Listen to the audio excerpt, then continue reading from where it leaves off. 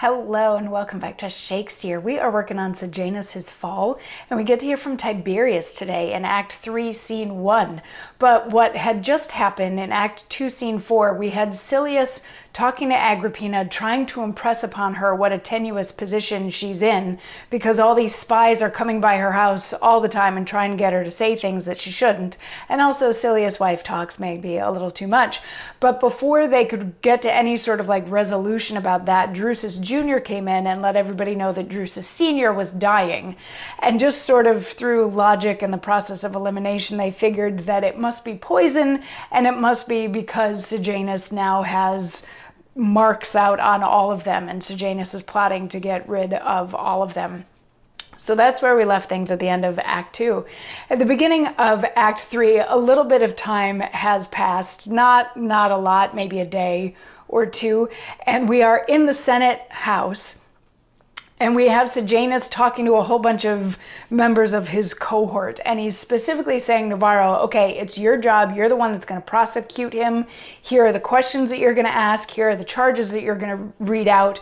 So Sejanus is still preparing for this trial of Silius that is going to result in Silius being killed, because he's the first one of the Agrippina group that they decided they need to get rid of. So he's giving Varro all of the instructions to be able to do this, and they're like, all right, and he's coming in, he's coming in under arrest, right? And Sejanus is like, no, we decided that we're just going to sort of spring this on him so that he doesn't have time to prepare for it. He's just going to have to answer in the moment. And they're like, oh, okay. And then the Agrippina group arrive at the Senate, and they look around and they're like, take a look at the people over there, and we must just be here to keep the marble warm, and what silliness is going to be going on in the Senate today. There's no way that Tiberius is going to be here because his son Drusus just died. So what are we going to get accomplished today in a Senate meeting without Tiberius? So then we sort of switch back over to Sejanus and his crew, and they see Silius enter. Silius enters with attendants, whatever, and they're like, Silius, stand up, we accuse you. But before they can go on with accusing him and reading out charges, Tiberius enters. They part, and Tiberius, the emperor, enters with some of his attendants, and he says, we stand amazed, fathers, to behold this general dejection. Wherefore sit Rome's consuls thus dissolved, as they had lost all the remembrance both of style and place? It not becomes.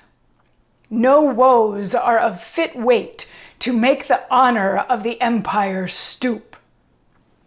Though I, in my peculiar self, may meet just reprehension, that so suddenly and in so fresh a grief would greet the Senate, when private tongues of kinsmen and allies, inspired with comforts, loathly are endured, the face of men not seen, and scarce the day, to thousands that communicate our loss. Nor can I argue these of weakness, since they take but natural ways, yet I must seek for stronger aids, and those fair helps draw out from warm embraces of the Commonwealth.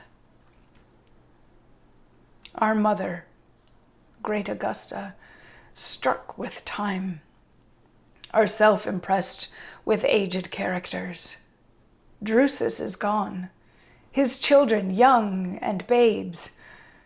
Our aims must now reflect on those that may give timely succor to these present ills, and our only glad surviving hopes, the noble issue of Germanicus, Nero, and Drusus. Might it please the consul, honor them in, they both attend without. I would present them to the Senate's care and raise those sons of joy that should drink up these floods of sorrow in your drowned eyes.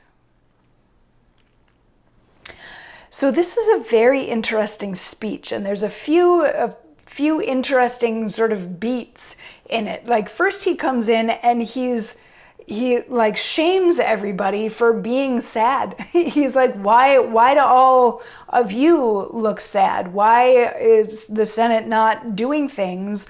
Like, you forgot that you're the Senate. He's like, there's nothing that has just happened, not even the death of my kid. There's nothing that has just happened that should shut down this government. But then he switches gears and he's like, though I personally sort of have a right to mourn right now, and people might say that I'm crazy for going out and speaking to the Senate when I'm in the middle of mourning my child. But people keep coming to me with these, like, they're saying all the niceties, they're saying all the right stuff, and it's driving me bonkers. So I've gone out to try to seek strength from somewhere else, and where I'm able to find that is out in public. So that's why I'm here. But then he gets to sort of the crux of what he's saying, and he's like, my mother is old, I'm old, my son is now gone, so the next people in line are his sons, Nero and Drusus, the children of Germanicus. And he's like, yes, they're still young, but I would like to invite them into the Senate, invite them into the council now, so they can start learning about what it is that they are eventually going to have to do, because they are next in line for the throne. And maybe they can take some comfort from all of you sad-looking people about the fact that their dad just died.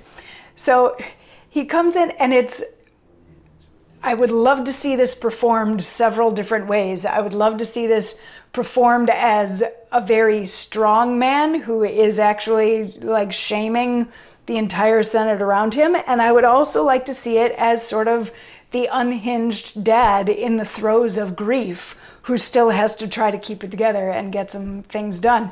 And the reason why I'm really curious about that second one is after he says this, I believe it's Aruntius is like, I'm not Oedipus enough to figure out that Sphinx, which is a reference to the story of Oedipus, who's like been away traveling, and then when he's coming back home, he runs into a Sphinx, and the Sphinx presents everybody with a riddle, and if you can't answer the riddle, then you die. But Oedipus is able to answer the riddle, and then the Sphinx kills herself, and it comes back home, and that's how he ends up getting to marry his mom. But that's a whole other story. But I love that the Peanut Gallery, and this is why I keep calling them the Peanut Gallery, I love that their response to the emperor's grief and wanting to roll out a succession plan is, he's crazy, and I have no idea what he's talking about. I can't figure out what he's saying. But to our advantage, I guess, he's going to have more to say in another monologue that we will hear tomorrow. And maybe then it will become clearer to the people in the Senate and the Peanut Gallery what it is that Tiberius is going for here. So come on back tomorrow for more. Mwah.